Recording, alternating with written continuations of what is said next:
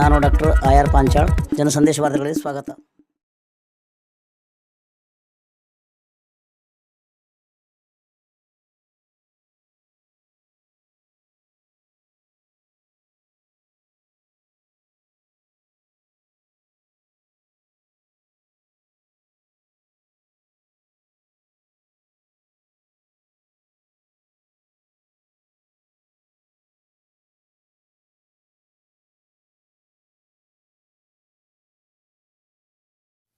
A moment comes, which comes but rarely in history, when we step out from the old to the new, when an age ends, and when the soul of a nation, long suppressed, finds utterance. It is fitting that at this solemn moment we take the pledge of dedication to the service of India and her people, and to the still larger cause of humanity. Hindustan की आजादी की कहानी, जंजीरों से जकड़े दिन और गुप्त काली अंधेरी रातों की कहानी. कहानी उनकी जिनके अनगिनत पीठ और कंधों पर चढ़कर आजादी का सूरज हिंदुस्तान के आसमान में उदित हुआ. 1857 ब्रिटिश औपनिवेशिक सत्ता का एक क्रूर, शातिर और दमनकारी चेहरा, ईस्ट इंडिया कंपनी ने सिपाहियों को एक नई किस्म की इनफील्ड राइफल दी. इसमें गोली भरने के लिए कारतूस को दांतों से काटकर खोलना पड़ता था. ऐसा करना हिंदू और मुस्लिम सिपाहियों की धार्मिक भावनाओं के विरुद्ध था, क्योंकि कारतूसें चर्बी से बनी हुई थी. और इन्हीं परिस्थितियों में अंग्रेजों के खिलाफ ऐतिहासिक विद्रोह का शंखनाद करने वाले प्रथम नायक थे मंगल पांडे.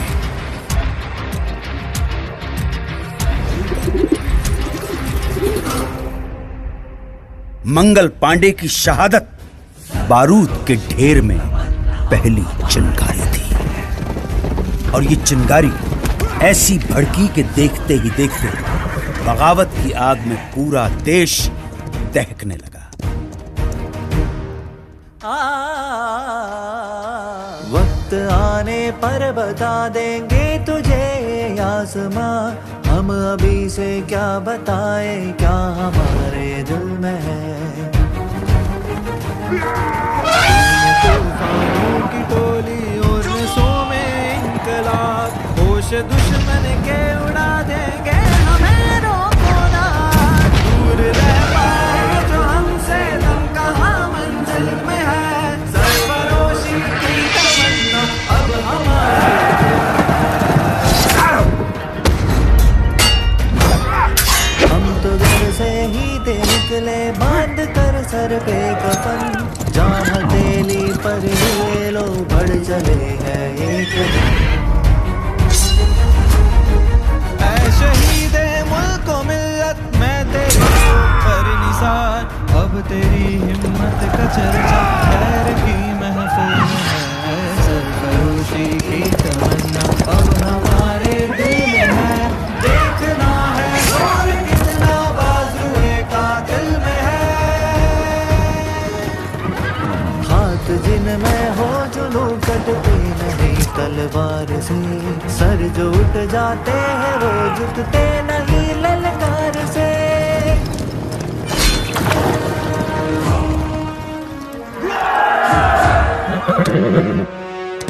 इनकी गाथा छोड़ चले हम झांसी के मैदानों में, जहाँ खड़ी है लक्ष्मी बाई मर्द बनी मर्दानों में. उसने ले हर गोलों के मुंह हमने सुनी कहानी की, खूब लड़ी मर्दानी वो तो झांसी वाली रानी थी. अंग्रेजों ने इस विद्रोह को निर्ममता से कुचल दिया. ब्रिटिश फौज द्वारा दिल्ली पर कब्जे के बाद आखिरी मुगल बादशाह बहादुर शाह जफर गिरफ्तार कर लिए गए. लाखों हिंदुस्तानियों को बर्बर तरीके से मौत के घाट उतार दिया गया. इसी के साथ स्वतंत्रता संग्राम के इतिहास में एक युग का अंत हो गया। वो खून कहो किस मतलब का जिसमें उबाल का नाम नहीं, वो खून कहो किस मतलब का आ सके देश के काम नहीं। लिए हथियार दुश्मन ताक में बैठा उधर, और हम तैयार है सीना लिए अपना इधर। खून से खेलेंगे होली अगर वतन मुश्किल में है, सरफरोशी की तमन्ना अब हमारे दिल में है। बंगाल भारतीय राष्ट्रीय चेतना का सशक्त केंद्र। इसी चेतना को तोड़ने के लिए, हिंदू मुसलमानों के बीच फूट डालने के लिए सरकार ने घोषणा कर दी बंगाल विभाजन की। और फिर स्वदेशी आंदोलन की ऐसी लहर चली कि जिसकी गूंज भारत के कोने कोने में सुनाई पड़ने लगी।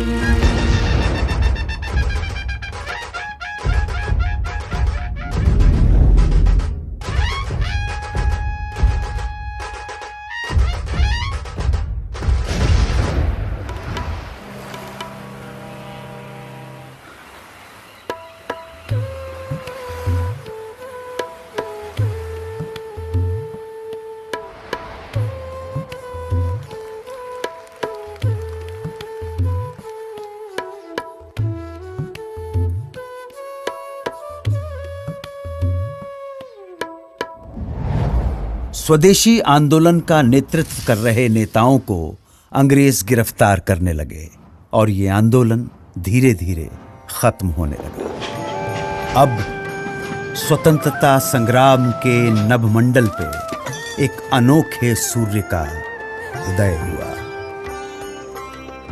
वैष्णव जन तो तेने कहिए जे पीड़ पराई जाने रे, पर दुखे उपकार करे तो मन अभिमान नाने रे।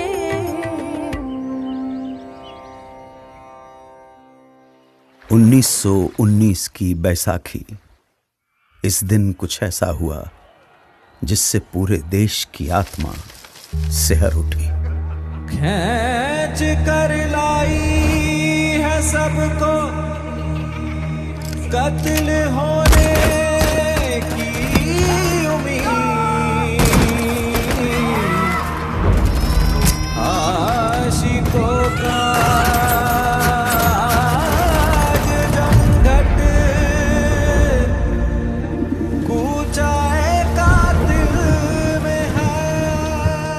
स्वतंत्रता संघर्ष को अब अगले मुकाम तक ले जाने के लिए महात्मा गांधी ने अहिंसक असहयोग आंदोलन की घोषणा की। इसका उद्देश्य स्वशासन की स्थापना और स्वराज्य की प्राप्ति थी। जनता ने इस घोषणा को हाथों हाथ लिया। लोगों ने सरकारी नौकरियों का, अंग्रेजी स्कूल कॉलेजों का, विदेशी कपड़ों और सामानों का बहिष्कार करना शुरू कर दिया और जनता स्वदेशी वस्तुओं का इस्तेमाल करने लगी। आंदोलन अपने उफान पर था। तभी गोरखपुर के चौरी चौरा में एक जुलूस के दौरान प्रदर्शनकारियों और पुलिस के बीच हिंसक मुठभेड़ हुई। इसमें 3 प्रदर्शनकारियों और 22 पुलिसकर्मियों की जानें चली गईं। हिंसा से आहत होकर गांधी जी ने असहयोग आंदोलन वापस ले लिया। इस फैसले से देश के एक बड़े हिस्से में मायूसी छा गई। उन्हीं दिनों गरम दल क्रांतिकारियों के इरादे कुछ और ही इशारा कर रहे थे। हाथ जिनमें हो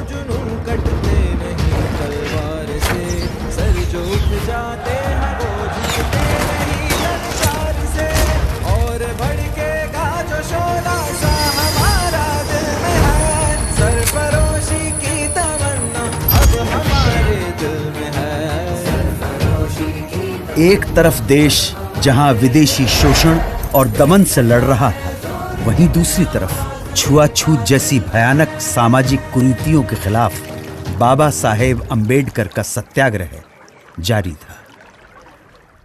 निर्दयी सरकार ने बारडोली के सूखाग्रस्त इलाकों में लगान पर छूट की बजाय उसे उल्टा बढ़ा दिया।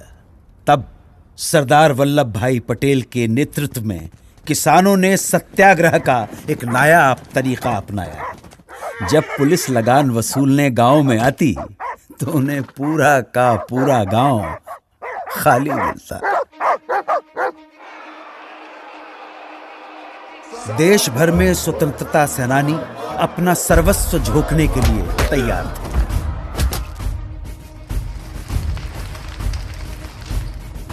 आजादी की लड़ाई अपने चरम की ओर बढ़ रही थी।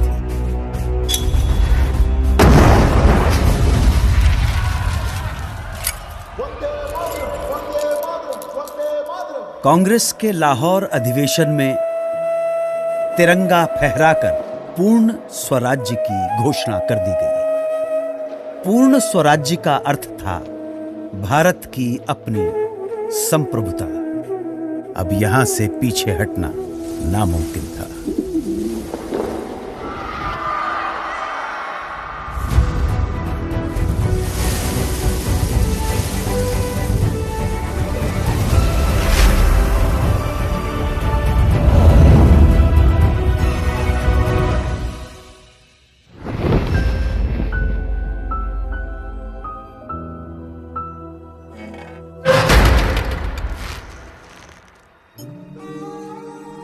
चौबीस दिन 240 मील की यात्रा, एक वृद्ध फकीर का हाथ में लाठी लिए दुनिया के सबसे शक्तिशाली साम्राज्य को चुनौती देने के लिए निकल पड़ना। इस अद्भुत दृश्य में कुछ ऐसा जादू था कि देश भर में लोगों का मन आंदोलित हो उठा। बेरहम ब्रिटिश सरकार नमक जैसी बुनियादी चीज के उत्पादन और व्यापार पर रोक लगा चुकी थी और ब्रिटेन से आने वाला नमक भी भारी टैक्स लगाकर बेचा जाता था।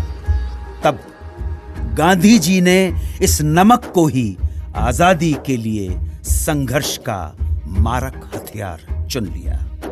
दांडी तट पर गांधी जी ने मुट्ठी भर नमक उठाकर ऐलान किया कि इस कदम से ब्रिटिश साम्राज्य की नींव हिलाई जा रही है। उन्होंने नमक बनाकर कानून तोड़ दिया और इसके साथ ही देश भर में सत्याग्रह की पुरजोर लहर चल पड़ी। देखते ही देखते मद्रास, कालीकट, असम, बंगाल, आंध्र प्रदेश और देश के दूसरे इलाकों में भी नमक यात्राएं शुरू हो गई।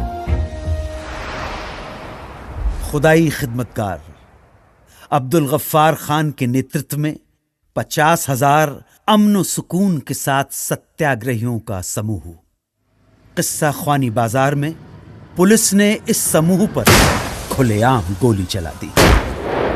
जब आगे खड़े लोग छलनी होकर गिर पड़े, तब पीछे खड़े सत्याग्रही आगे आते गए और सीना तानकर गोलियां खाते गए। अहिंसा के इरादों पर अटल उन्होंने पुलिस पर पलटकर वार नहीं किया।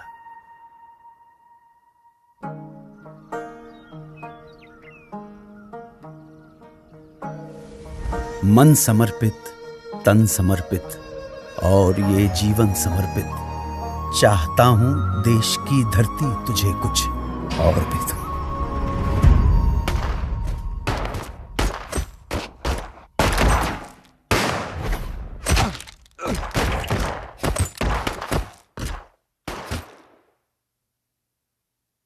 इस रंग में रंग के शिवा ने माँ का बंधन खोला, यही रंग भी हल्दी घाटी में था प्रताप ने घोला।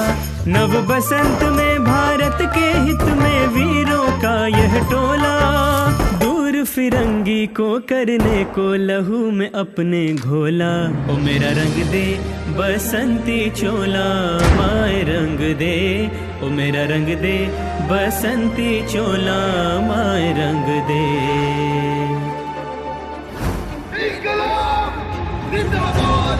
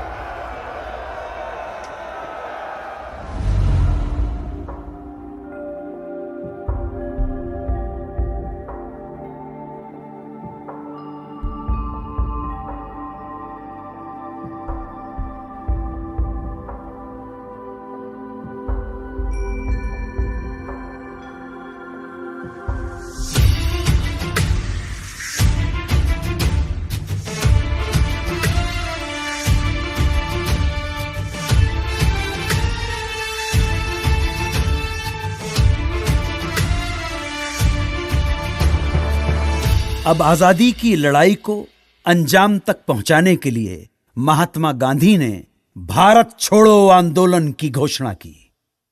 उन्होंने देश की जनता को एक महामंत्र दिया, करो या मरो, या तो हम भारत को आजाद कराएंगे या इस कोशिश में अपनी जान दे देंगे।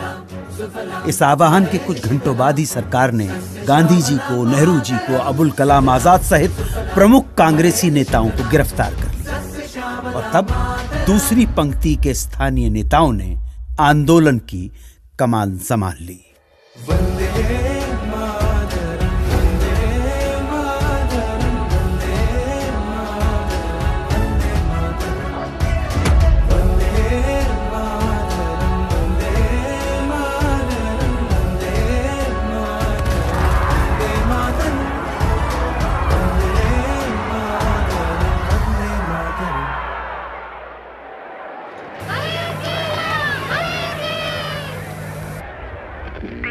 Congress Radio calling on 42.34 meters from somewhere in India.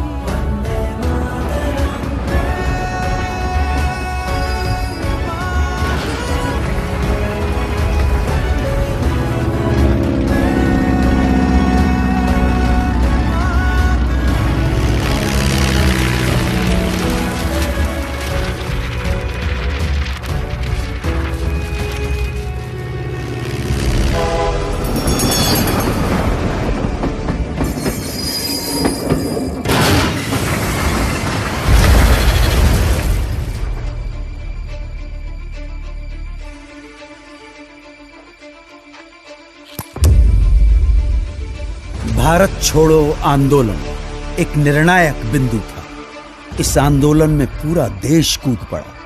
Police थानों, कचहरियों, रेलवे स्टेशनों और अंग्रेजी सत्ता के दूसरे प्रतीकों पर कब्जा कर उन पर तिरंगा फहराया जाने लगा। बौखलाई सरकार ने न सिर्फ लोगों के साथ मारापीटी की, न सिर्फ भारी संख्या में लोगों की गिरफ्तारियां हुई, बल्कि कई बार तो फौजी हवाई जहाज से निहत्थे लोगों पर गोलियां तक बरसाई।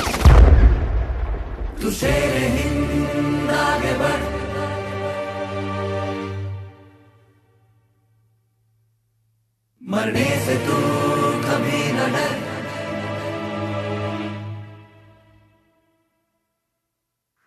अंग्रेजी अत्याचार के प्रतिघात में नेताजी सुभाष चंद्र बोस के नेतृत्व में उन्हीं दिनों जापान, मलय और बर्मा में आजाद हिंद फौज के झंडे तले एक प्रखर सैन्य मुहिम जारी थी।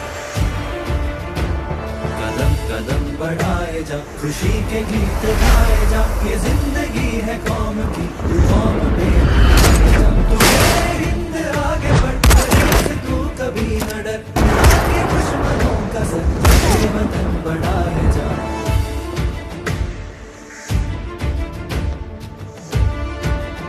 द्वितीय विश्व युद्ध में जापान की हार के बाद आजाद हिंद फौज का विघटन हो गया और इसके साथ ही ये सपना यहीं अधूरा रह गया।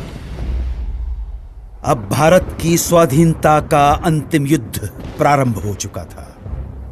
आजादी के दीवाने अपने अथक सामूहिक संघर्ष और कुर्बानी की धधकती लौ में सदियों की गुलामी और शोषण की जंजीरें पिघलाने की कगार पर थे।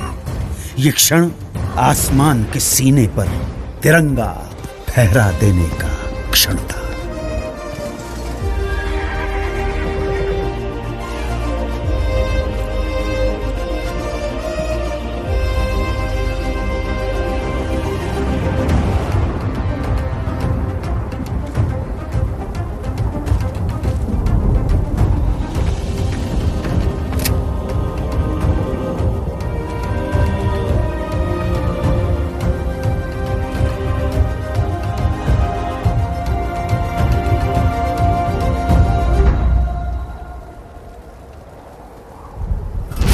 Long years ago, we made a tryst with destiny, and now the time comes when we shall redeem our pledge.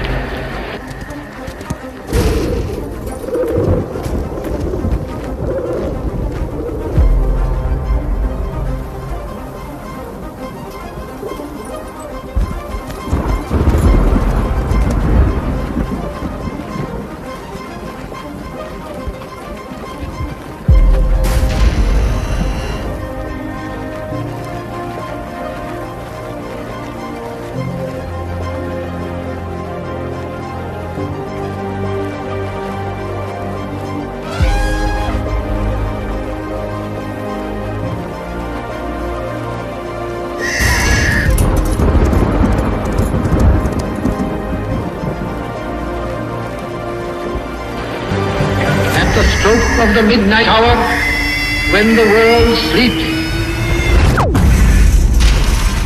India will awake to life and freedom.